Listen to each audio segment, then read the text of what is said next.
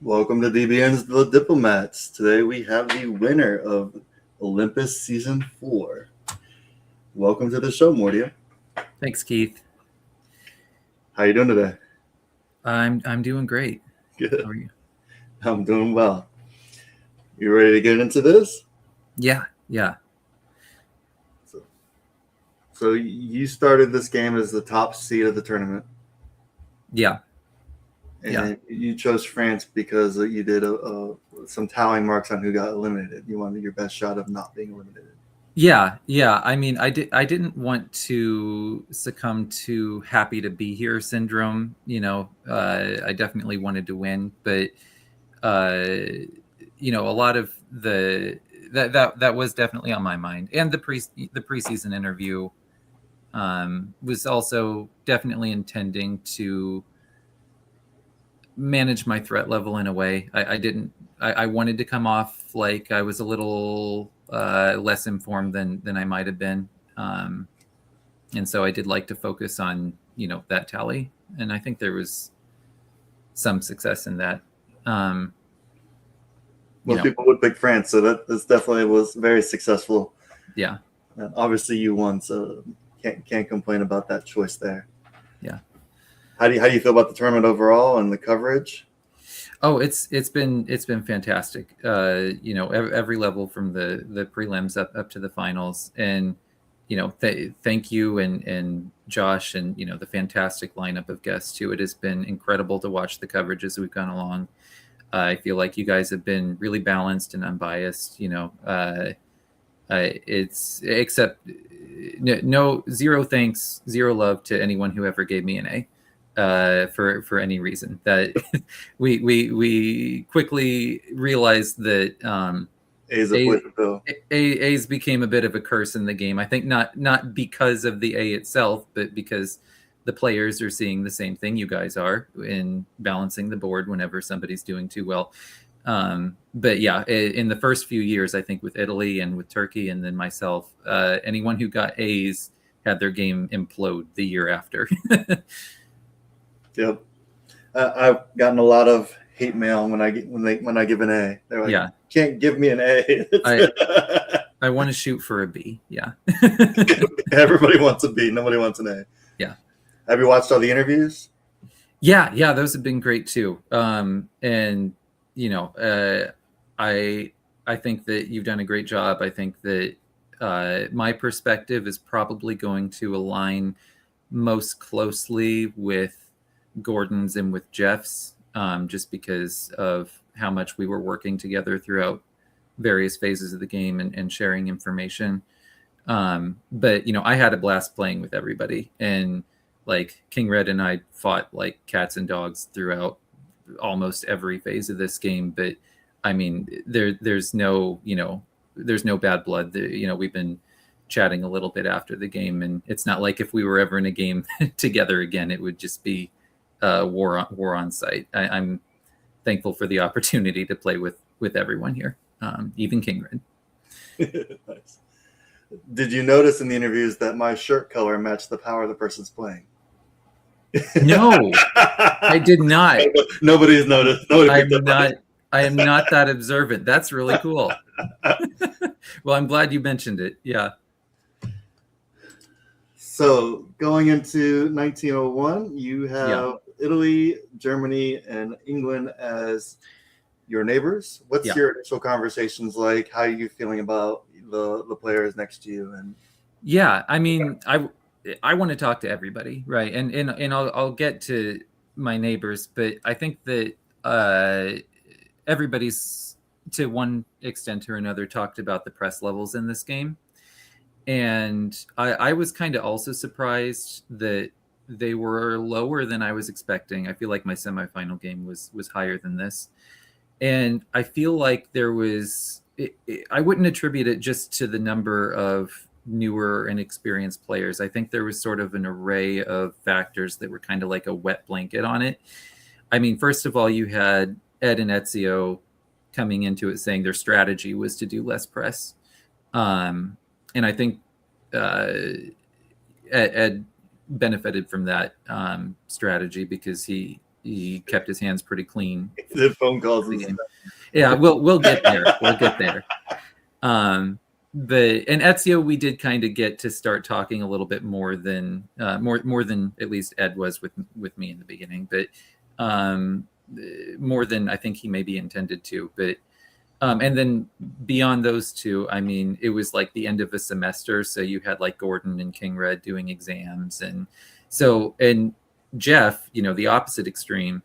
Jeff was doing what I felt like was a normal level of press that everybody was going to be doing. Right.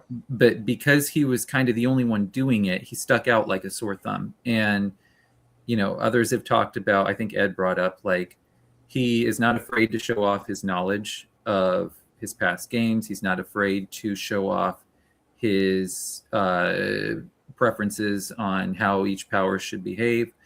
And so it kind of put a target on his back early, I feel like, in terms of people are saying, worried about him leaking. And he was doing a fair amount of that. But he had a lot of success with this. But I saw how people were reacting to it, and I wanted to come in kind of a level below what he was doing. So I did less than I would hope, or than I normally would want to. But I was trying to manage that. Another thing I like to do with press is, rather than drafting out a longer message that I send, and then the person can react to it and compose a edited, well thought out message hours later whenever they get to it, I try to find when people are available so that we can have a back and forth, because I feel like I can do a better job then of reading how they really feel, what they're enthusiastic about, what they're not. I mean, if I propose something that someone doesn't want and it's not part of an actual conversation, they may feel like I feel more strongly about it than I do. Maybe they have to stab me. Maybe they feel pressured. Whereas if it's just part of a back and forth, they can be like, maybe we need to do something else, and we can quickly kind of get to a better place. So for conversation, it's much safer, less chance for them to read into it incorrectly.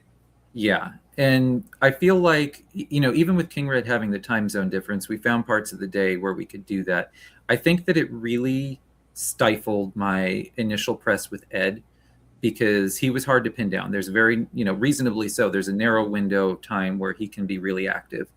And so because I'm like, there are times where I'm like, I want to talk to Ed, and he's like, oh, you can talk to me. I'm like, but I want to wait until you're like really there, He's a wall of text kind of player. So he likes the long form, eloquent legal documents, and and I think that I needed to adapt to that better.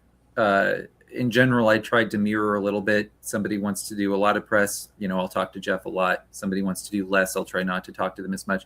But I really should have kind of been willing to walk away from that conversational thing when I was talking with Ed.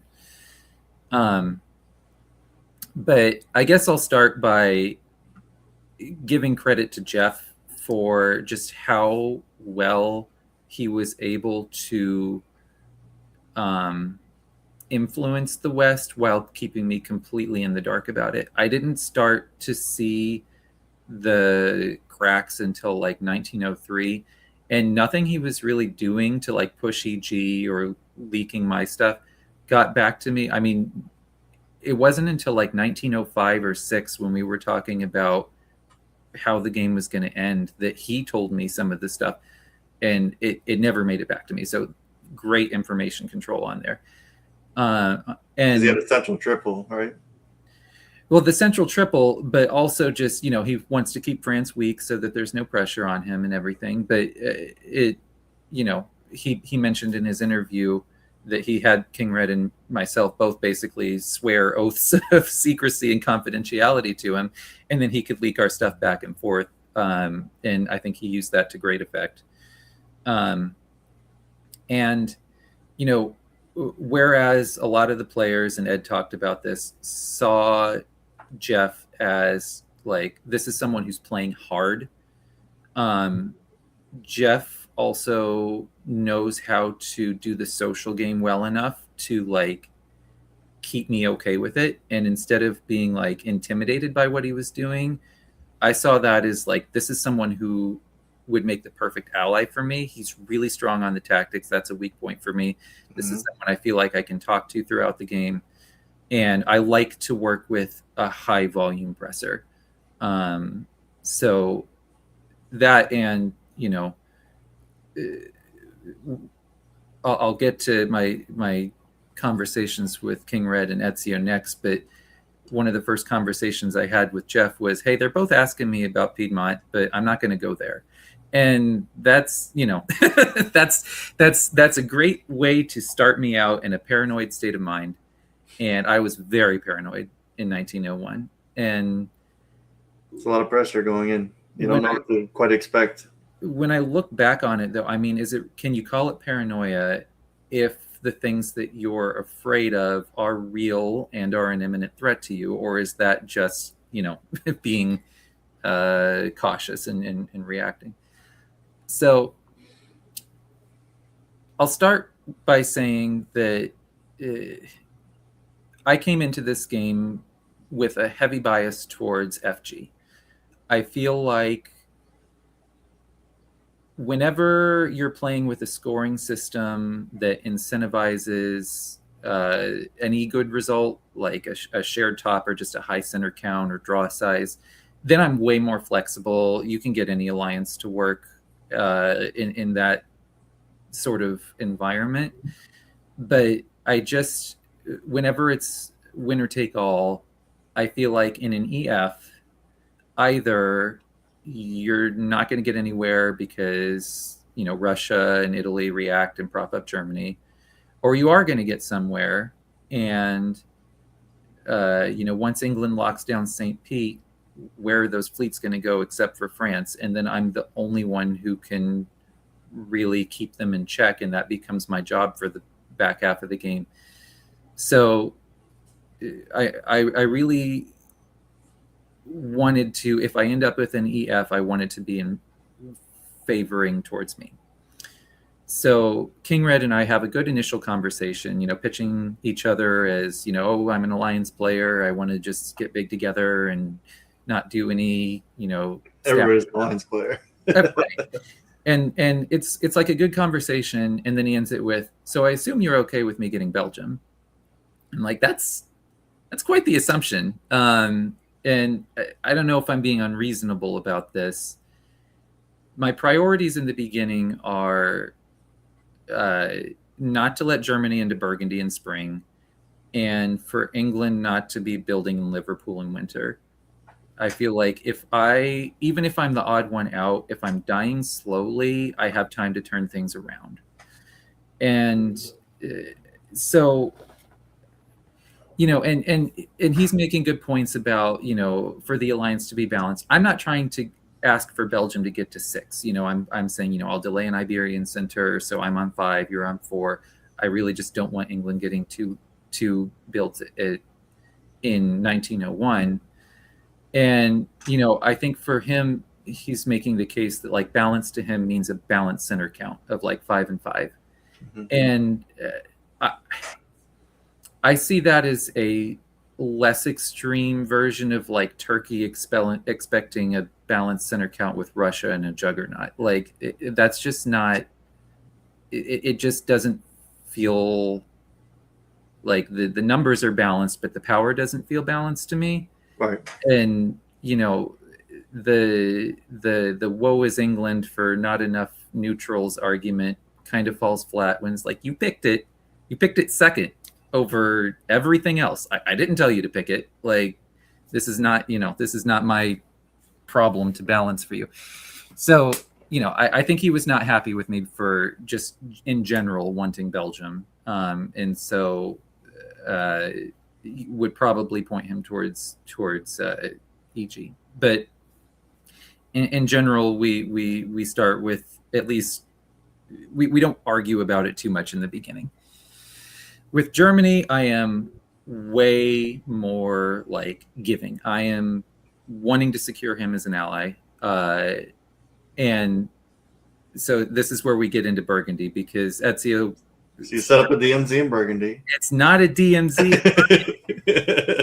And, and Ed believed that too. And that's gotten under my skin. So I'm gonna do my best to paint the picture of my perspective of what happened. I feel like there is no room for ambiguity here, that was not a DMZ. So I tell Ezio essentially what I just told you about not really wanting to do EF. I talk to him about my bias towards Germany, and I fall into a pitfall that I think there's a lesson to be learned at the end of all of this. Whenever I have someone that I want to feel good about me and I want to work with me and I want to be my ally, I invite them to have a voice in my moves. And in my experience, that is not having the effect that I would want it to. I would want it to make them feel good about me, but then what ends up happening is if they don't get the most pro them move out of me that they want, if it's just something that's like kind of good for them, then they're disappointed. And they're like, oh, I don't have as much influence over him as I thought I did. Whereas if I just did the kind of good thing without letting them feel like anything else was on the table, then when the turn flips, they're like kind of happy about it. So I need to scale back how much I do that. But anyway, so what I do is I send him 5 openings that I would consider. And I invite him to add more if he has ones that he wants me to consider. I basically say, like, Germany's my preferred ally, but I feel like it's reckless for me to leave Burgundy open in spring. So I want to cover it. I don't care if I get in. I just want to cover it. And please send me back, like, of these 5, like, put them in order of your preference and what do you think? So he comes back. The first, number 1, sea lion, but he does not want to do anything for it. He wants me to pitch it to Ed. He doesn't want to have anything to get his hands dirty in it. So I'm like, okay, I'll talk to Ed about it. Number 2, self bounce in Burgundy. And number 3 is the opening that I chose, which is Picardy and Burgundy, Mid-Atlantic Ocean. 4 and 5 were Marseille support, Paris to Burgundy, with or without English Channel opening. I was surprised. I thought that he would tolerate the 2 units on Burgundy more if it was coupled with an English Channel opening, but he didn't want that. And he made it pretty clear that he would see the supported move into Burgundy as hostile. So I go to Ed, and I guess before that I should talk about Sweden. So the other thing is, when it comes to like the self bounce in Burgundy versus the move that I took, I'm saying like, okay, I could go with either of those. If I do the self bounce in Burgundy and I'm giving up all leverage on Belgium, I really want from you a commitment to let Ed into Sweden. Because if you bounce him and you give England Belgium, that's like a strong start for an EG. Yep. And I want to be really confident that's not happening. And he's like, well, Ed hasn't talked to me about Sweden, and I want a reason. I mean, this has come up in the other interviews. I want a reason if I'm going to let him in. I'm like, okay, well, I'm trying to give you a reason, but reason. And this is not Ed getting me to do his bidding with his press yet. I mean, there's plenty of that. Ed gets everybody on the board except maybe Jeff to do like things that they should not, that benefit him, like when we should have known better, like several times throughout the game. Not denying that, but I had not spoken about Ed. I had not spoken about this to Ed yet. I was just trying to like help my natural ally here. And so when I go to Ed, I start off the talk by like, okay, I don't want to pitch a sea lion because I don't want that to get back to England, but I want to find out if that's on the table. So I'm like, have you committed Moscow to going south, or did you want to wait until we talked about it to see if I'd lobby you? And he says, I wouldn't go north even if you lobbied me. And when I ask him about, what do you think of the West? He's like, I think King Red is just such a nice guy, and you're kind of slower to open up, and Ezio is Ezio. So I think it's going to be you and Ezio competing over King Red's favor. And so I like file that in my mind is like, okay, so he's pushing me to work with King Red. That's clear. And he's not going to go anti-King Red. And so I drop it from there. I don't try to get him to go north. I wasn't hard set on that anyway. That's fine. The other thing is, I'm like, you got to talk to Ezio about Sweden because I'm trying to help you out in my negotiations with him. But he says that, like, you haven't talked to him about it. And I think if you did, it would make a difference. And he's like, well, I don't beg for centers. You've heard that line from others. And I'm like, yeah, but you can still, I still am like, hey, if you give me Sweden, I'll build whatever you want me to build. Yeah. So I'm like, okay. Or if you don't care, then I'll just build south. Okay. So Ed's probably not getting Sweden. And he does say, but if I don't get Sweden, you better believe air is going to the line in 02. I'm like, okay. Remember that. So it wasn't even a last minute decision.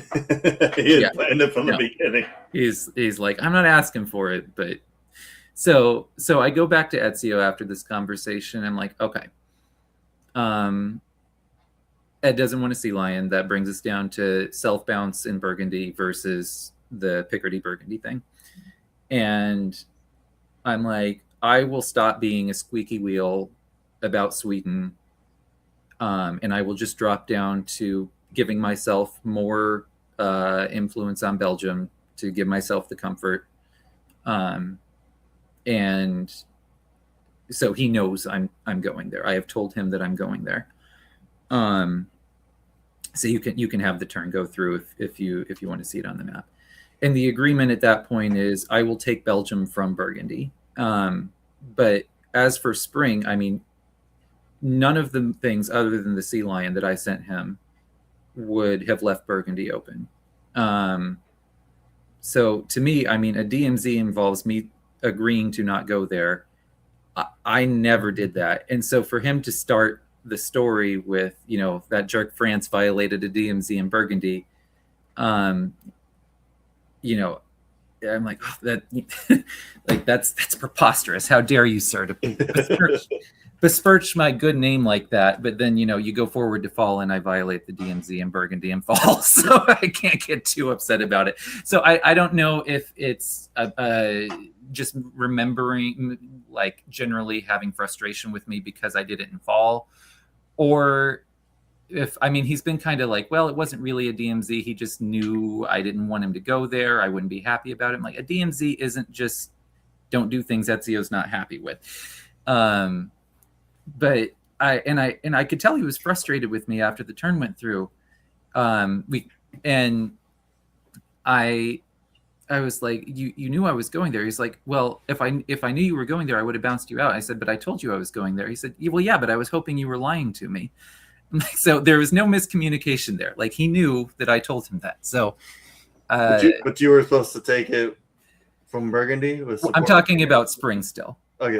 I'm still talking about spring. Like just the fact of me being in Burgundy at all. Is saying that. So, I think that's like my biggest like disagreement with anything anybody said in the post-game interviews. I mean, there'll be a couple places where like my perspective on motivations or how willing I was to do something will be different, but this was the biggest one that I saw as like a factual inaccuracy. But again, it's kind of silly to be that animated about it because I do the thing in fall that anyway. King Red, on the other hand, so he talks to me like towards the end of the phase, asks what I'm doing. And at this point, I've already had all these conversations with Ezio and about the ranking and about Sweden and everything. And he says, what are you doing? And I tell him these moves. And he's really upset with me being in Picardy. And that surprised me. I did not think that Picardy without English Channel was that threatening to England. but he was not happy with it. And I'm like, listen, I've already like negotiated this, and that was maybe a bad thing to say, but I'm like, Germany has made it clear that if I put 2 on Burgundy, he's going to take that as hostile. I don't want to be the first one to commit in the West, so you're not changing my mind now, but either unit can move on Belgium in the fall. Is basically what I tell him. And that will, like, I'll have to signal whose side I'm on in fall just from that.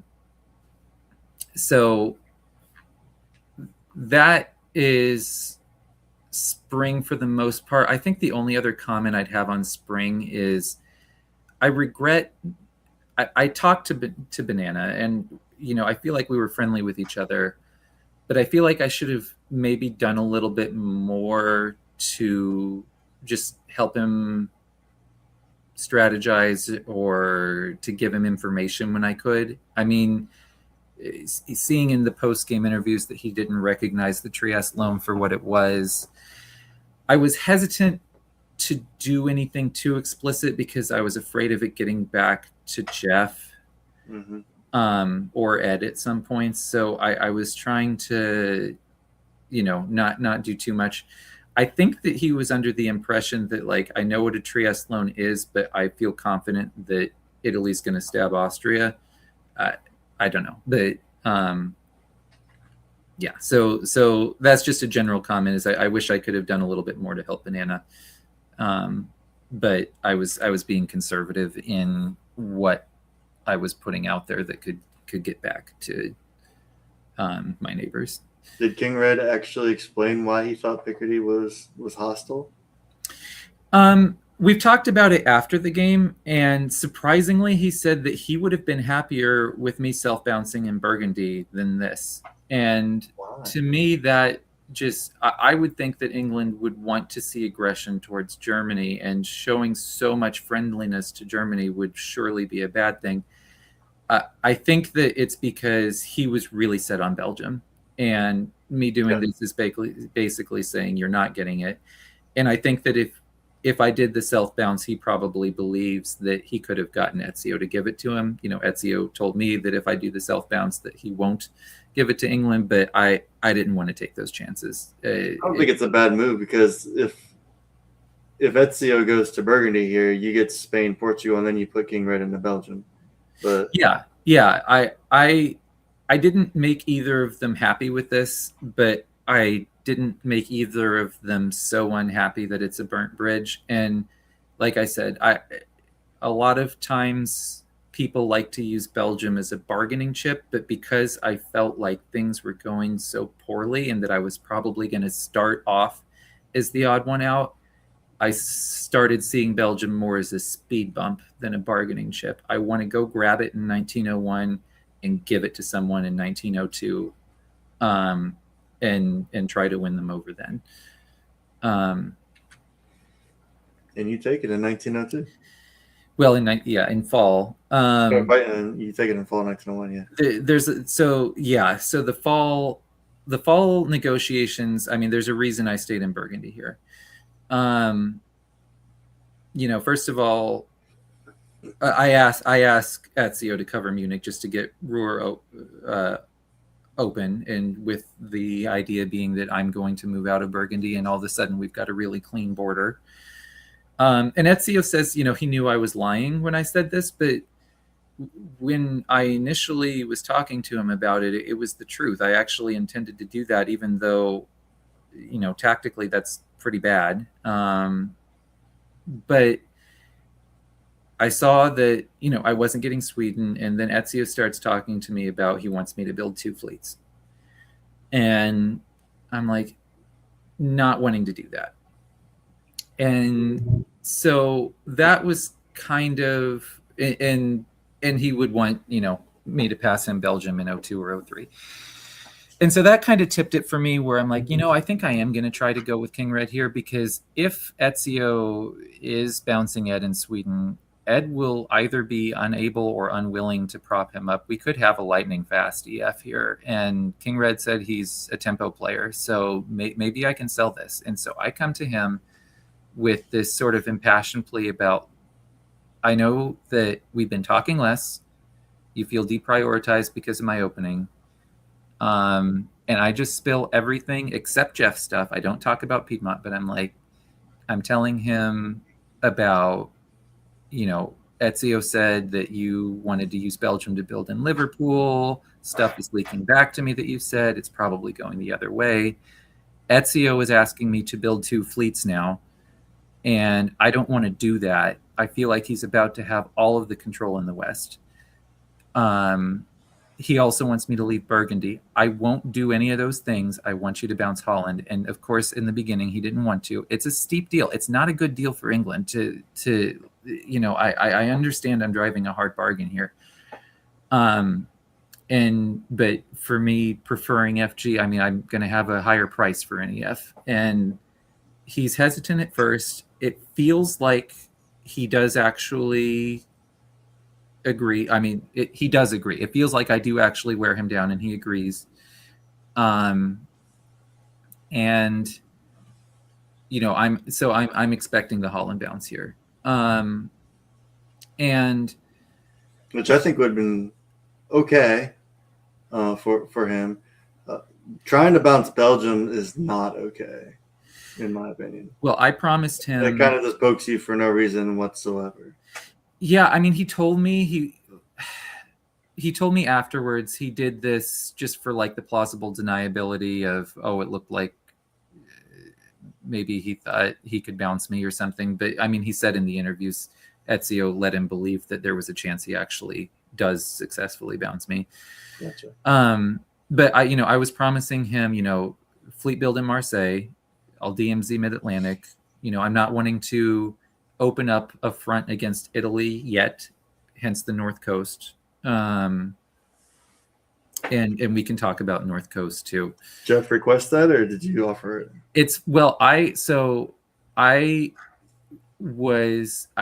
I think I was like mowing the lawn or something where I couldn't be sending messages, but I was thinking about what to do down there, and I was thinking, I think I want to offer this to him, and I'll get to the reasons why. And by the next conversation we had, he did kind of say it as an option, like, you didn't even have to ask, like, I wanted to do this because I'm feeling bad enough about King Red and Ezio that I really want Jeff to just be comfortable to sail away. And we have a big wide DMZ with, I don't remember how many places, but I wanted him to be confident that I could not line up on Marseille, Spain at Mid-Atlantic at the end of 1902. And so by leaving Portugal open and requiring that I pick it up in 1902, I'm saying I cannot do that intentionally. I'm tying one hand behind my back.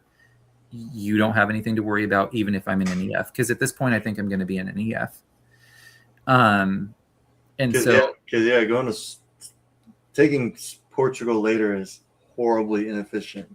Yeah, on purpose, though. But if you're trying to do that on purpose to make Italy feel better, I get that. Yeah, I think a lot of, I think Varmint said in the 1901 thing that France has tactical issues. And it's very true, but some of this is, especially with the fleet builds, but it all depends on the context of the negotiations. And I wanted to do this. Jeff also said in his interview he felt like this North Coast thing was a mistake because it was so visible. And we did talk about that a little bit. Is this too visible? I feel like it was a mistake that bit him more than it bit me, because even if I worked with King Red, he knew I was open about I'm not going to the Med early. So I think all it did was make Jeff look more threatening in the East. And he got some amazing grades this year just because of the position everything was at. So. But like, if I'm expecting a slog in the West and I'm not going to get very big very fast, I don't want him to kill Turkey quick and turn my way before I can do anything about it. So I want them to see, I want it to be visible, that they kind of have to keep him in check.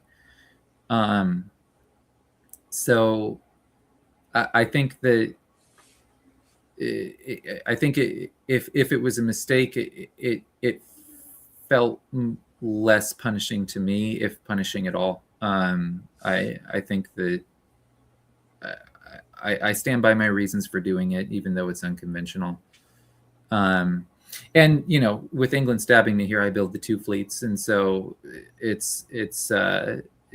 either way, I was building a fleet in Marseille, right? So I knew that I wanted Jeff to not have any reason or any excuse to need to be in Tyrrhenian Sea or anything, to do a convoy back out of Tunis, or I didn't know what his moves were going to be exactly, but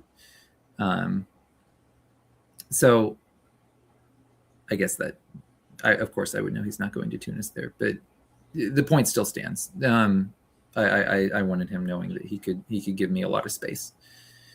The other thing I think had you felt better about England or Germany, you could have snagged Tunis here.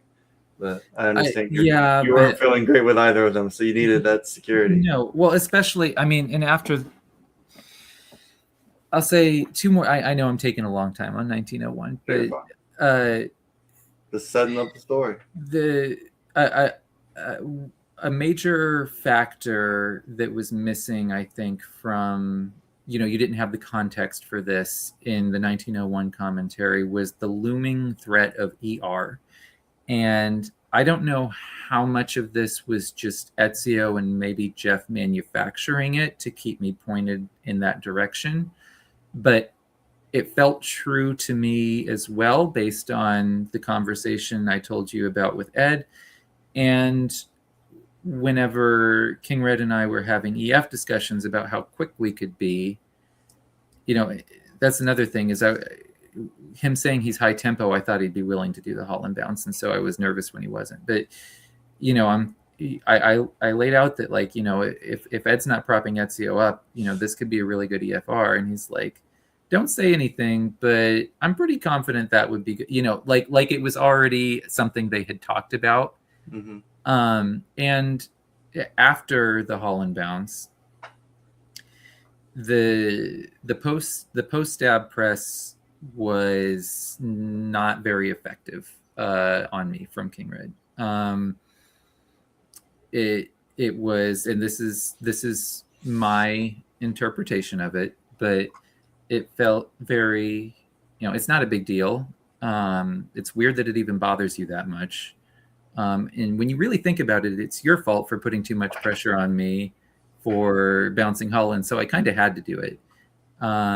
But if you do what I want and don't build the 2 fleets, then I'll give you another chance. And I'm like, you stabbed me. What are you talking about? Right. And I told you Ezio was asking for the 2 fleets. I was trying to avoid it by coming to you. I feel like you kind of forced my hand here. But the fact that, and we continue to bicker for the next few years, and the fact that he's putting so much effort into, it's not like, hey, sorry, I decided to go with Ezio for a time, but let's, we'll see if we can work something out later. He's trying to, I was trying to keep you from doing the wrong thing. He's making the effort to getting me back on side right now, which tells me that there is a part of him that wanted to work with me against Germany, but the fact that he didn't do what we agreed on tells me I'm not his primary ally. I'm the gravy. Ed's the meat and potatoes. I'm the gravy. Exactly. So this ER thing is something that Ezio and I repeat back and forth to each other a lot. Jeff, I think we talk about it too as well. And I've never fought an ER before as France or Germany, so I'm looking at the tactics with Ezio, and he's trying to explain it to me, and I'm like, it looks bleak. I mean, especially for Germany, even if we do everything right. So, that makes me more comfortable with building the fleets as well, because the other thing about an alliance with Germany over an alliance with England is, if Germany gets too big, or if Germany devotes too much into attacking me, there's plenty of people who can balance that out. The East can balance that out, whereas if I'm on side with England and he's got a good relationship with Ed, who's ever coming to save me? Ever. No one can keep that in check except for me. And Ed is very good at getting people pointed away from him. So I was very afraid of working with King Red for any duration of time, because I don't think that I would be doing anything else besides making him big enough to come after me following that. So, and Ezio, after I do the move, is like, so was England supposed to bounce Holland? And I'm like, yep. And he's like, build 2 fleets and we're friends again. And I said, yes. And I'm like, yep. And I'm going to support you into Belgium in spring. You don't even have to ask for it. Please don't attack me. Please be my friend. I'm sorry. And my press with Ezio for the next period of time is very disgustingly subservient. I am doing everything I can to just be Ezio's pet. I will do everything you want of me.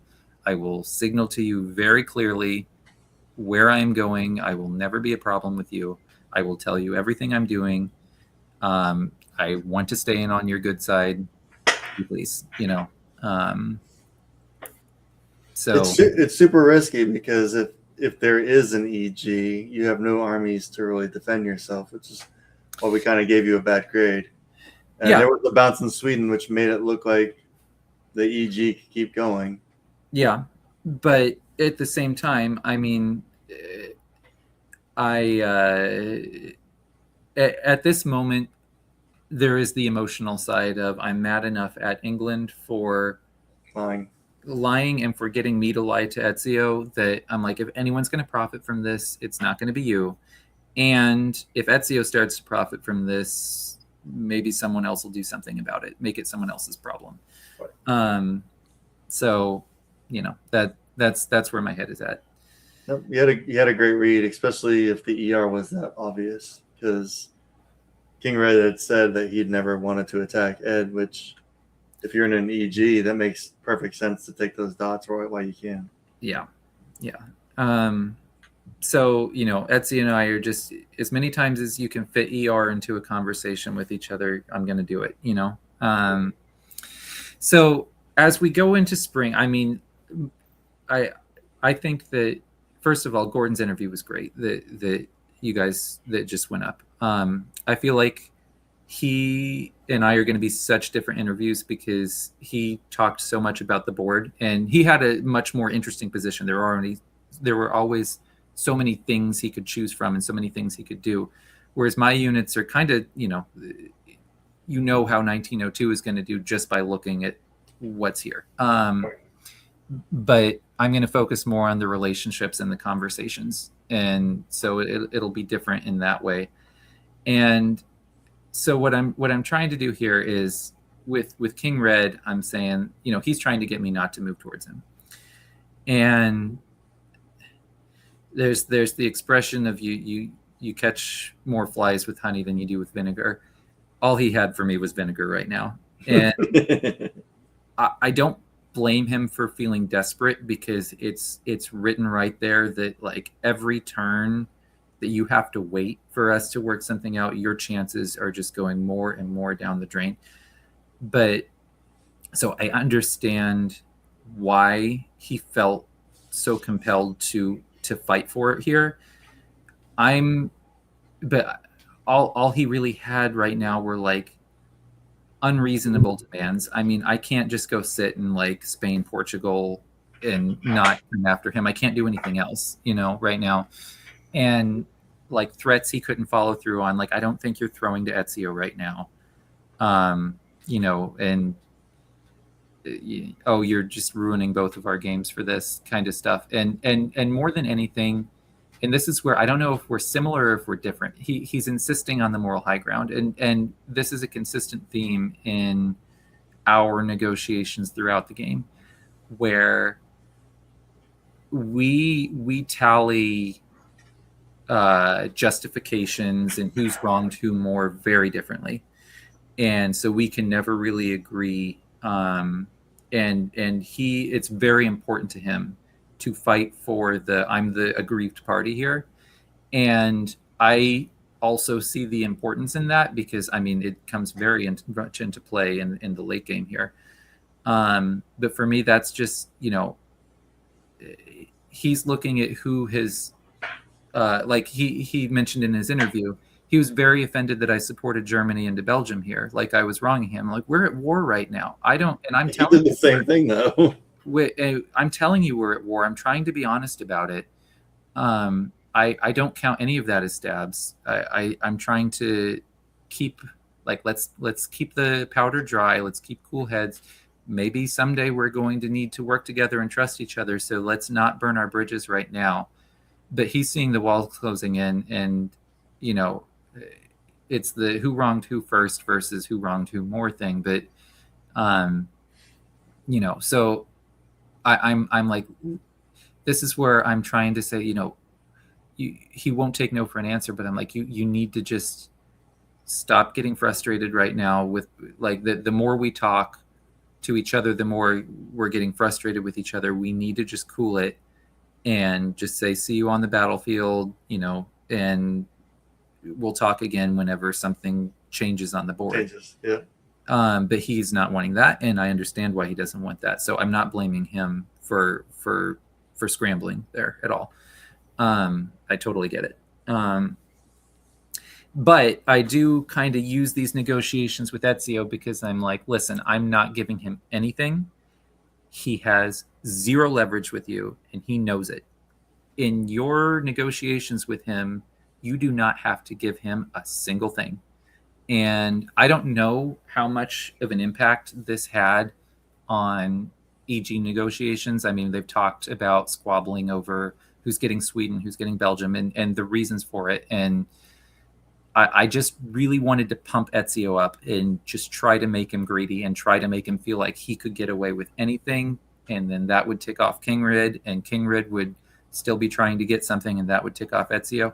And I'm not saying that I had anything to like do with it. I think a lot of times with a social game, I'm just saying I'm putting it out there as a thing that I tried to do to influence these conversations that I was not a part of, but I am not giving myself credit for EG negotiations falling through. But Ezio does tell me in this spring phase, like EG negotiations ended with no deal. And I guess we can also talk about this Kiel army because he told me he was building it there, and he told me it was going to Denmark.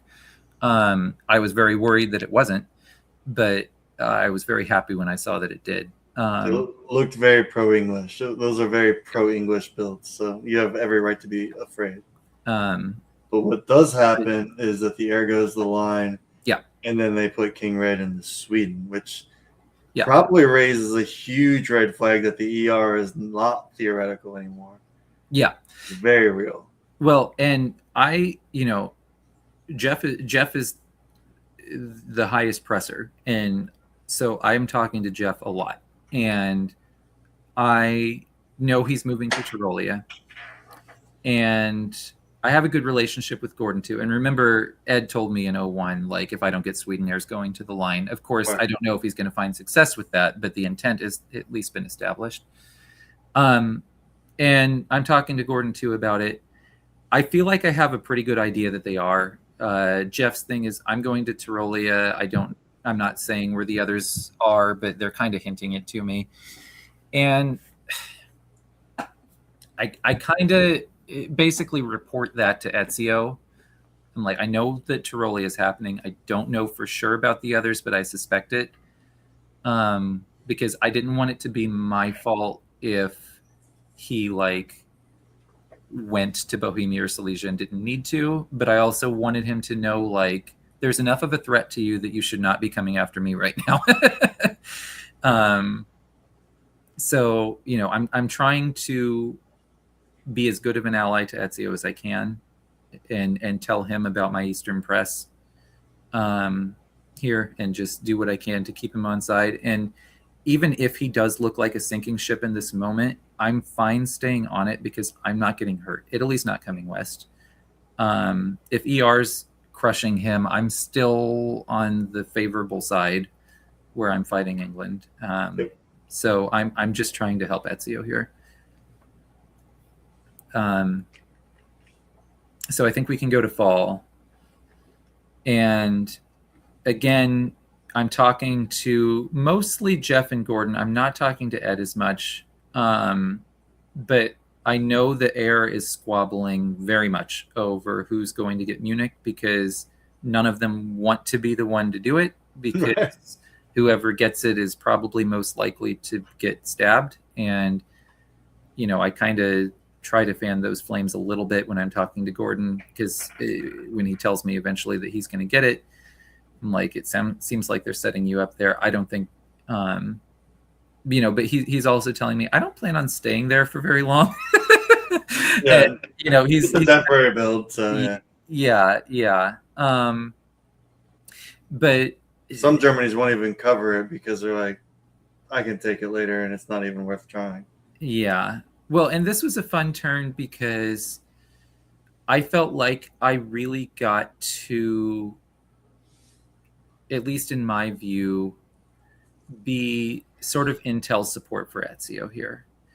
Because yes, like, I think that Jeff was probably telling him some of what Air was doing, but it helps to hear it from someone who's not currently attacking you. And so, hearing very explicitly the moves and the expectations, and, like, for example, Ed is not going to Berlin.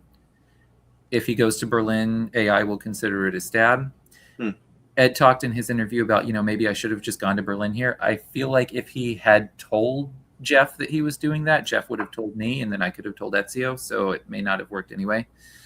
If he didn't tell them about it, then, things may look very different after that. The other thing here, and this was the one time, there are so many times when King Red and I did have every reason to work together. Sorry, I'm having a bit of a cat catastrophe there. King Red and I would have, like, every reason to work together, but we would still somehow find something to argue about. This was the one time it was intentional for me, because he can see what's happening, and he's really pushing me to, sit in Spain and Portugal and Brest and not move toward him, and otherwise I'll build Fleet Liverpool. And that keeps getting repeated a lot. Fleet Liverpool. And, I'm like, well, listen, I'm not giving him anything. I'm supporting myself to the channel. It could just be a unit that gives myself leverage on Belgium next year. Like, let's just take this one step at a time. The East is changing every turn. The alliances, let's just, but he's like, no, I'm gonna, it's this Fleet Liverpool thing that he keeps repeating. And so, when I look at the map, and if I'm England and I see the France coming towards me, I want to have at least one army at home. Yep. And so if he's so confidently saying my build will be Fleet Liverpool, not just I'm going to defend myself, not I'm going to throw to Ezio, it's going to be Fleet Liverpool. That tells me he does not expect to successfully convoy this turn. No. And there's still a couple things he could do. Maybe he supports a move into the channel to bounce me. Maybe he does this that he does here in Denmark.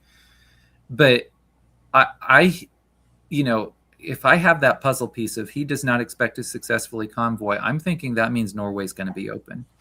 And I tell that to Ezio. I don't know if that helps him land his guess. Maybe he would have chosen it anyway. But I felt so good about Ezio landing this guess here in Norway and feeling like I had something to do with it by, like, listen, Berlin's going to be safe. You don't have to cover it. And he's not convoying to Norway. Because if Ezio doesn't land that guess, I have an English build that is just a nightmare for me. So I was like, Ezio got every guess right, and we're like, wow, he's back in the game. I maybe he would have done all that on his own, but I tried to help as much as I could. Yeah, seems like you got the right information to him. I forgot at the end of 1901 to do this, but it's never too late to be cheeky, so I'm gonna do it now. So that's fine. Ed boasted in either his interview or the 1909 one that he controlled the game up through 1907. So when we look at this 1901 board, Keith, is Ed controlling everything yet? Oh, I think Ed was sending me messages saying, Ezio's running everything. Everyone's going to Ezio. Ezio leaking everything. Like yeah, I can't really respond, but people tell us stuff all the time, and he has that opportunity. So I think until 1904, he feels like Ezio has all the control. That's I think he wrestles it away after that. Yeah, that's fair. I would give him 03 maybe, based on how it ended.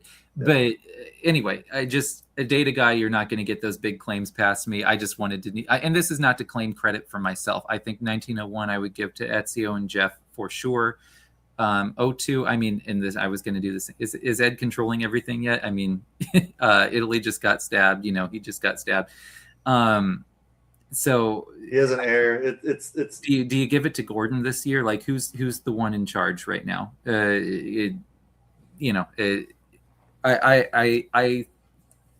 am not going to deny Ed's immense influence in the mid game. I don't think anyone's in charge this year because it goes back and forth, and everyone kind of does their own thing. And yeah, so I was just going to squabble with that claim over the first 2 years and 06 when we get there, but it's a great turn for you, regardless. Yeah, I was real happy with this. Seeing him land in Norway was one of the first best feelings that I had. You have a solid ally. You only have one enemy, the enemy you've always had, so you haven't had to pivot. And on top of that, your ally is under pressure. And it doesn't look like Ezio could possibly stab me from here, right? Yeah. So you might not be running it, but at the same time, you are having a wonderful 1902. Considering how much anxiety there's been. You would think. So here's interesting winter. So Ed starts an unsolicited EFR group chat, and he mentioned this in his interview. I do not like being thrust into a group chat if you do not talk to me about it first. Right. That is a huge red flag for me. And he's like, oh, Germany's such a problem. He's like, I know you and King Red have your issues, and King Red and I have been, like I said, cats and dogs this whole time. And he's like, but we need to put that aside and I'm like, I don't need to put that aside to deal with Ezio right now. He's not my problem, and also with ER, I mean, I still think they have a good relationship, whether they can do anything about it or not right now. So he's offering to mediate, and I'm like, I don't think he would be unbiased. And I'm fearful of Ezio still. Like I feel like it's a trap. Anything I say in this group chat can get leaked back to Ezio some way or another and get me in trouble. So as politely as I can at first, I'm like, listen, I don't want to do this. I'm going to stay on the trajectory I'm on. And it kind of dies down for a little bit. We'll get back to it again a little bit later. The other thing is Jeff is asking me for help against AT. I was wondering if he was actually going to ask you for help. Yes. At this point, he is. And it's basically like I don't have enough units to do everything that I want to do right now. Because, a convoy would be great. I kind of need to help Ezio with Munich. So I can't really move Burgundy. And so this is one of the motivations for me asking Ezio for Belgium as a loan for 03, saying, and the agreement was, if I can get Liverpool guaranteed some way in 03, then I don't need Belgium.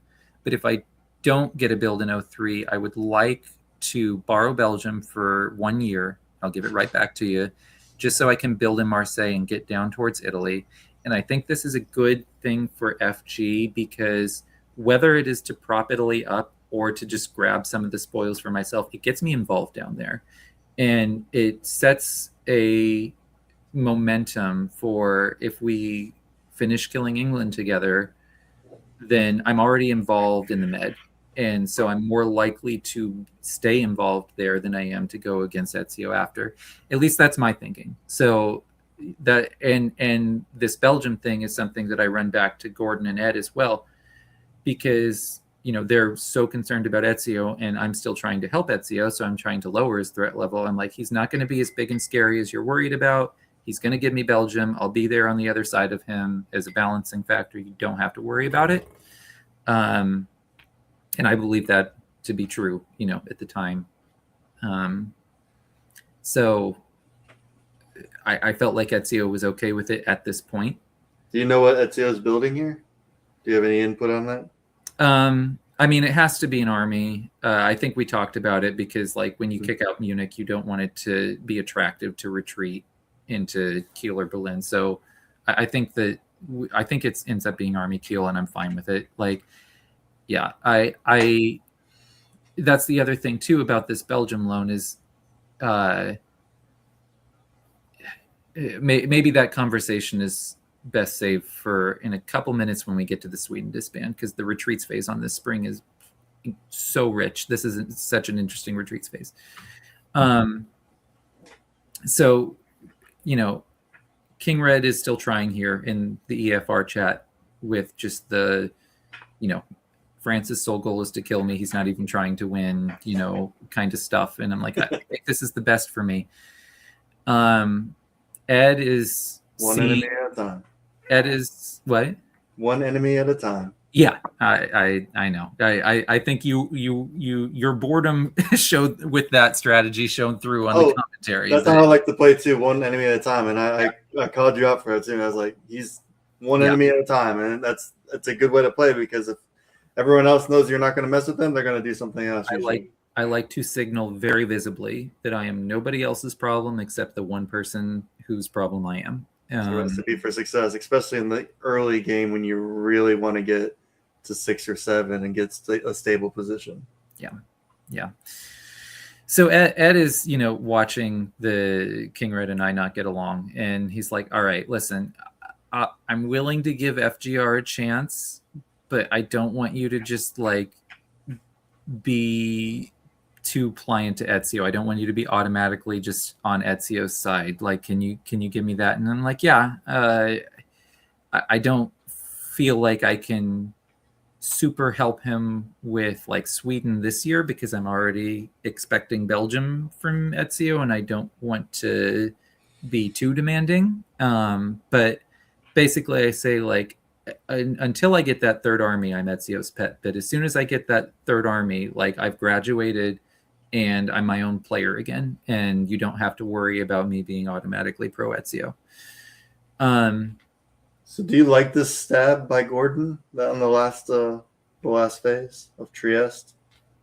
Does that make you feel better that Italy's weaker, or does it make you feel worse that there's no pressure on Ezio anymore? You're talking about the Albania bounce, or? Well, just that he took Trieste and he pretty much stabbed Jeff and Ed. Oh yeah, I mean, I didn't. Gordon let me know that he was doing something, but understandably he didn't tell me exactly what. So I think to make me feel better about sticking it out with Germany while I thought they were just stabbing Russia. I didn't think Jeff was getting hit here. But do I like it in terms of, is it good for Gordon, or is it good for me? For you. It's great for me. I mean, I've done nothing. It kind of gives Ezio some life. So it was kind of nice having Ezio under pressure, but at the same time, it's kind of nice having Jeff under pressure. So you're trading one ally. It is. Yeah. But I guess as long as it's back and forth, it doesn't really matter. It's even better.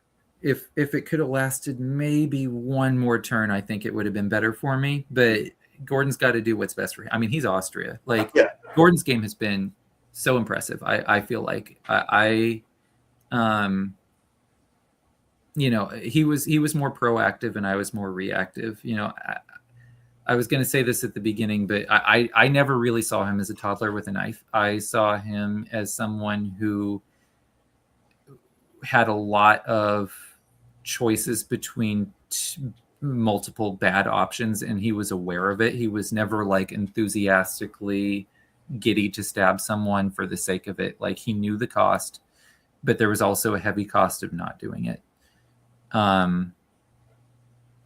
And yeah, so he's, I'm not pressuring him one way or another. I'm mostly just trying to be informed about these so that I can act accordingly. No, I was very impressed with Gordon. It was way more surgical than it sounded. or than it looked. But yeah. So here, Ezio wants me to do Picardy to Brest. He says he'll do Belgium to Holland. He'll support Ruhr to Munich. He won't tell me what he's doing in the north. And he's still being cagey about whether he's going to be on side with Ed or not. And I do talk to Banana here, basically discouraging him from going to Ionian. Ezio said he thought Banana might do it. I'm starting to get worried here that Banana is going to get too comfortable with Ed and set himself up to be too easily stabbed. And I want him to live longer than King Red does. Yeah. So for a time, Banana seemed to believe that he could get Ed to leave Black Sea diplomatically. And I was trying to say, I haven't talked to Ed. This is not a leak, because, Ed makes it no secret that he hates leaks. He'll punish leaks.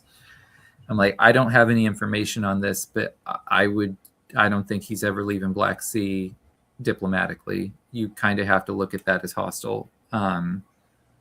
So I'm trying to inoculate him a little bit. He said he wouldn't go to Ionian anyway, because I think he recognized how risky that would be. But the other interesting thing, I think, before we get to retreats, is Ezio telling me that King Red is telling him about London to Wales. So Ezio says, so you can convoy to London. I don't know if that was Ezio laying the trap for me to get the failed convoy, or if it was King Red lying to Ezio. I think the latter, because Ezio would want me to move to Brest and have the opportunity to convoy. Or maybe just, King Red tells him London, Wales, but doesn't tell him what he's doing with the others. So yeah, I don't think Ezio would lie to you here. That's not in his best interest when he's under pressure. And then we get to the retreats phase. And this is, there's been a lot of discussion about Austria's decision here, Tyrolia to Bohemia. And I'm not even recognizing the importance of that right now, because I'm so fixated on Sweden. First thing Ezio does is tell me I'm going to say anything to anyone to get King Red to disband that fleet. And I'm like, I am very fearful of that, because, and I point out how brutally he could stab me with that. If King Red, he's like, I'm going to offer him Belgium. I won't give it to him, but I'm telling you, I'll offer it to him. I'm like, but if you do, then you've already got Belgium, or, you've already got Sweden and Norway. Like, you've got your claws into Russia. You can give England the build back at home, so I can never get anywhere. Belgium will either be yours or England's. Like, what do you need at that point to be on side with me anymore? What incentive do you have to continue to work with me at that point? I would, it seems way too risky for me. And his response is a shrug emoji. And that was not very reassuring. No, not at all. He seemed pretty, in his interview, he felt like I was asking too much or being anti-FG, or that it was ridiculous that I would say that it's good for the alliance that he not do this disband. I think that keeping both players incentivized to attack the third for as long as possible is a good thing. And like I said, he's been prioritizing Scandinavia over fighting England and over Munich even. And so, he's going to be on like 8 and I'm still going to be on 5. Like, you say, okay, well, France has a good claim to the English dots. But like, by the time I get there, it's hard to get. He's already so big. I would just be catching up several years later to where he already is right now. So I thought this was reasonable. That even like, and even if it's reasonable for him to want it because it's good for him, I felt like it would be understandable for him to see me not want it and to not take that as a betrayal. And like, I'm hearing from, like, the other, I don't usually like to undermine my allies that way. Like I usually like to play above board because I'm conservative in terms of if I'm doing that and it gets back to them, it could bite me.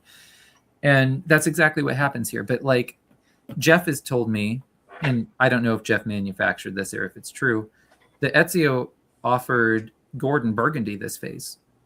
So Ezio, if this is true, and Gordon turned him down because he didn't want to be in Burgundy. So, Ezio's kind of willing to do that kind of stuff. So I kind of took that as an expectation that he was okay with it from me too. And so I know that I don't have a good relationship with King Red. I can't go to him and pitch Don't Disband Sweden. It's not going to work. But right. Jeff has a good relationship with King Red. And Jeff is very influential. And I feel like I'm in good with Jeff. So I asked Jeff, hey, like, I'm really worried about this. And if I get stabbed here, I don't have a unit that can come help you, next year. So can you please go talk to King Red and get this not to happen? You can tell him that I know about it to make him more fearful about it, like that I know that he's offering you Belgium, but you can even act like I'm in on it. And Jeff, and this is the first time I start to see the cracks with, Jeff, because people have been telling me, you got to not tell stuff to Jeff. He leaks everything. And yeah, but he wouldn't leak my stuff. I'm really the Jeff whisperer. I'm really the one who has Jeff on side. I was so in the dark. I was so under his spell. He's like, Ed talked about it as he's more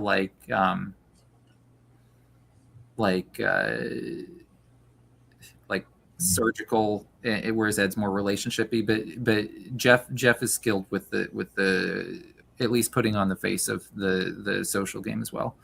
But anyway, so I ask him to go to King Red. He goes to Ezio and says, France asked me to stop this, but I'm not going to. And Ezio says, did you ask Jeff to stop this? And I'm like, yes,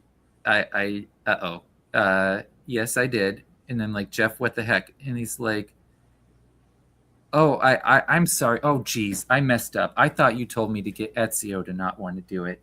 And I'm like, I thought it was really clear. Oh, no. And so I'm talking to Ezio, and he's like, what do you think happened here? And I'm like, I asked Jeff to stop the Sweden disband, because it would be bad for me. And I think he bungled it. And he's like, he didn't bungle it. He didn't try. He told me, France wants this. I'm not going to do it. And I'm like, oh, crap. Okay, well, how can I use this? And I'm like, okay, well, now I'm mad at Jeff. I have every reason to be mad at Jeff. So I'm going to sell even harder to Ezio that, listen, if you ever had any question before that I would go for Italy next, now you know for sure that I'm going to go for Italy next, because he just screwed me over here. Yeah. And you so got your next target already lined up. I have every excuse to go after him now. So, that's the thing. And I feel like I smooth it over with him. But he's very upset that I tried to stop this. And so now I have the choice. I'm like, okay, that failed. So do I put all my eggs in the Ezio basket still? And I've been so hungry to graduate from this role as Ezio's pet that I've been stuck in as long as I have these two armies. Do I do that, or do I go to King Red myself and try to stop it that way? And that's what I do. And I'm like, if it gets back to Ezio, I can pretend that the conversation happened before the Jeff thing. And so I'm not double screwing him. So I go to King Red, and I'm like, okay, I've been trying to keep the powder dry until we needed to talk to each other, and until something happened, that we had leverage and it made sense. Now's that moment. Ezio is telling us both, he's promising us both Belgium. I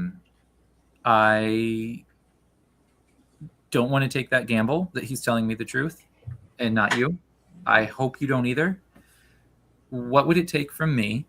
I have position on him right now, right? I have the free convoy in the client. I'm like, what do you want from me to get you to not play into Ezio's hands with this disband? You can make demands now. What do you want? And he says, and let me be very, very specific, because I do not say specifically the Sweden disband. I think it's very clear that's what I'm talking about because it's during the retreats phase. It's the only thing I could be talking about. But I say the phrase, don't play into Ezio's hands. And he says, I want no convoy into Clyde, and I don't want you to take any centers from me this year. And I'm scared enough of this stab that I agree to that. And then he does the disband anyway. And I'm like, what the heck? I thought we had a deal. And he's like, well, you didn't tell me not to disband. You told me not to play into Ezio's hand. And I'm not playing into Ezio's hand because I'm getting a build out of it. I'm like, you don't know that yet. It could be either of us still. Like, that was the whole point of this. And I clarified with him post game, like he knew what I meant. This was not, I was too vague, And he said, he'd prefer I be straightforward and not be vague. But for me, the risk sounds like another Burgundy mistake. No. I'm clearing these things up with people after the game because I'm like, did you know what I meant? I know you prefer me to be like very specific, but I was afraid that you would take it back to Ezio if I was. He said, no, I knew what you meant, but I felt like I didn't have to go through with it because you didn't ask for it specifically. But it's a retreats phase. I didn't have a retreat that phase. What's the point of getting me to believe that you're going to do it just to not do it? Like, you don't get a move out of me in your favor for that. Like, you could have just said, like, hey, I feel like my game requires that I take the gamble that he's being honest with me, and I'm going to keep it, or I'm going to do the disband, and we'll see what happens.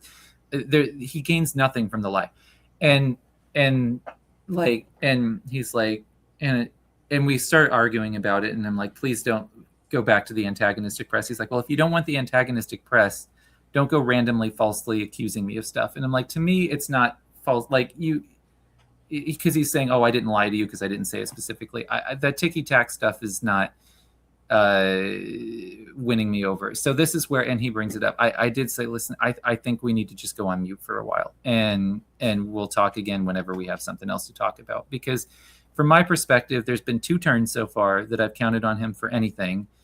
And both times he's lied to me when it doesn't make sense for him to not just, like, he could have told me, no, I'm not comfortable bouncing Holland. And he could have told me, I mean, that was a tougher situation for him, but especially here, like, he gains nothing from this, but he insists on the justification. And I'm like, okay, he's always going to see it as justified to lie to me. He's all, everyone's the hero of their own story. I'm seeing it very clearly that, like, I should not be trusting. So that's where I'm like, all right, we don't have anything to talk about. And it only lasts for 1 season because Ezio stabs me and then we have to, try again to make something work. But that's the motivation for it. The other thing is, like, I'm after this, I am so fearful of Ezio that I'm like, I do not want to get pulled into any argument and accidentally say something that can get back to Ezio. I am on my best behavior. I'm not even talking to England. I'm telling Ezio I'm not talking to England. Everybody knows I'm fully on Ezio's side. Don't screw that up, Ezio. And, like, I'm so afraid. This is such a weak thing that I do, but I'm like, I'm so worried here that, like, if you're having second thoughts about this Belgium thing, like, do you want to take it back? Do you want to keep it for yourself? Do you want to extract some other promise from me in order for me to not get stabbed here? And he's like, well, you could move Burgundy to Marseille right now. And I'm like, that's worse than getting stabbed. No, like, something reasonable. And he's like, no, I think you're good. And I'm like, okay. But does he offer you Belgium here? Yeah, he still says I'm getting Belgium. And why would you go to Marseille? because I'm worried he's lying to me. I'm like, I'm just saying you can't get Belgium and go to Marseille. It was not something that would ever, Yeah. But it's that I feel like we're okay. And throughout my entire time working with Ezio, and maybe this is because of my paranoia in 01, I did violate the DMZ in Burgundy in fall, not in spring, in fall. But, like, I was surprised that, like, playing with Ezio feels so different from what I expected by listening to his videos. And maybe it was just with me. Maybe I got under his skin, but I felt like he was always, like, not happy with me. And so, I just, this turn, this follow 3 turn, was the turn that he put the most effort into making me feel good and into making me feel like he likes me and wants to work with me, and I'm feeling like, okay, you know, maybe this is going to work out after all. And really, you know, it ended up just being like holding my hand as he slides the knife in, right? Like Yep. it was for that purpose. So I'm like, oh crap, okay. So another weakness in my game, just in general, and if Josh was here, he could attest to this. You know, a lot of times when people get stabbed, like the stabber wants to give them time or whatever to process. If I get stabbed, like I want to speed up press. I want to get talking immediately. Like I want press to slow down when things are going well. I want them to speed up when things are going poorly so that something can change. And so because I just jump right into it, I can sometimes, especially when it's just text, come off as more like bitter than I intend towards the person who just stabbed me. And so, you know, there's some of that, but I'm trying to me, this makes no sense to me, right? I'm like, he could have stabbed me by just having England and myself bounce in Belgium and keeping it for himself and not walking out of Sweden. And he would have been on 8, and I would have been in Clyde with an England who's not building and probably just kept fighting England. Yeah, like Germany's huge, but like, I think in the podcast I said that his moves are a little too cute. I did not think that, like, if you're stabbing me, I feel like he needed to keep Sweden for himself. Yeah, like, you should not be giving Ed Sweden if you're stabbing me here. But I think that he felt like he needed to do that. And like I said, I've got no room to talk when it comes to Ed getting you to do something you shouldn't have done, because I fall for it plenty of times too. but I felt like he was playing really great up until he gave Ed Sweden. And I understand all the reasons why he feels like he needs to do this. I mean, Italy's not going to put pressure on me, and I have growth in England, yada yada. I just feel like we could have resolved this diplomatically in some way. But it probably doesn't feel good that, you know, he chose King Red here for Belgium, but probably makes you feel good that Ezio's not going to get a build out of it. Yeah, well, and also like AR moving back on Munich is a nice, like, I benefited from luck in this game. I had nothing to do with AR reforming here, but it sure helped me. And like, I felt like Gordon was my guardian angel for unintentionally for the first, 3 years of the game, because every time the East changed, it just happened to be the thing that helped me. AR forms, AR breaks apart, AT forms, AT breaks apart. Like, it's quite funny that, Gordon is putting pressure on Germany and Italy, which gives you a lot of breathing room to just go against England. Yeah. And on top of that, King Red would say anytime he was gaining momentum, Gordon would stab and he'd lose all momentum. So yeah. And I think that King Red and Gordon liked each other too. Gordon is looking out for himself. I'm not asking Gordon for this. King Red, I don't think, is influencing Gordon here. Like, Gordon has to do what he can to survive and to be in a good position. I'm just getting lucky that it keeps benefiting me, and I won't take credit for any of that. So anyway, I'm talking with Ezio, and I'm in the why'd you do it? He's like, I was really annoyed that you tried to stop the Sweden disband, and I was being petty about it, and I didn't expect him to make a decision like that on pettiness in a finals game, but I in my frustration, I make the relationshipy kind of argument for, like, I've been doing everything you wanted for 2 years. I built the fleets. I gave you Belgium.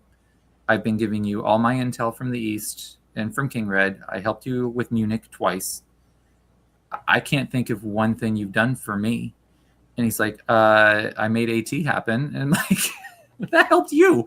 Like, that's, and also, like, I'm not going to rob Gordon of his and Banana of their agency on that. So like, it's I make this like, I've been doing all this, and he's and I was going to go south, all that. And he's like, for me, it's less about that and more about that, he's going to look at the board each turn and decide what he needs to do. And if I'm getting too threatening, then it doesn't matter what gestures I've done or how good I've behaved in the alliance. Like, he has to do something about it.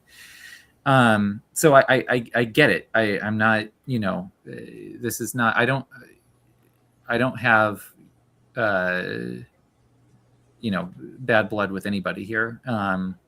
As much as, we've been at each other's throats with both my neighbors in the West. Like, I understand where they're coming from. He's talked on Diplostrats before about like liking to do little stabs on an ally where like the ally's not happy, but they're not mad enough to do anything about it, or they're not able to do anything about it. Right. Call it soft stabbing. Yeah. And I felt like I was aware of that from him. And I felt like by being really over the top about how mad I was at King Red about Holland in 01, that I would kind of show him that he couldn't do that to me. Yep. That like, I'm holding this grudge and I'm driving it into the ground. Everybody on the board knows that King Red and I are fighting. I'm not letting it go. I am very, I'm more willing to give people a benefit of the doubt until they've stabbed me the first time. And then I feel like gloves are off, And so, I thought I was maybe inoculated to that, but it was not the case. And it's also my fault. I mean, I think my failure to manage my relationship with King Red is my biggest failure in the game. Like not adapting to what he wanted to hear and how to better work with him. But another is like not adapting to Ezio's play style. Like I was doing things that were not in my best interest because I thought it would help me with him, that it didn't, and I should have known better. So, but anyway, he's offering to make it up to me, but I mean, he's conveniently kind of made the situation such that there's nothing really he can do to make it up to me. Like he can't really help me against England from this position. He would want Belgium for himself. It's not going to be mine. Right. And so I ask here for, in spring, I would like there to not be two armies. With balls right there. Yeah. This is a good place to stop. You do get one build against you from England. Okay. And you get that fleet. But yeah, we'll pick up 1904 in the next episode. Well, and this is when FAR starts, so we may have some Winter 03 still to go through. But all right. Thanks. See you next time.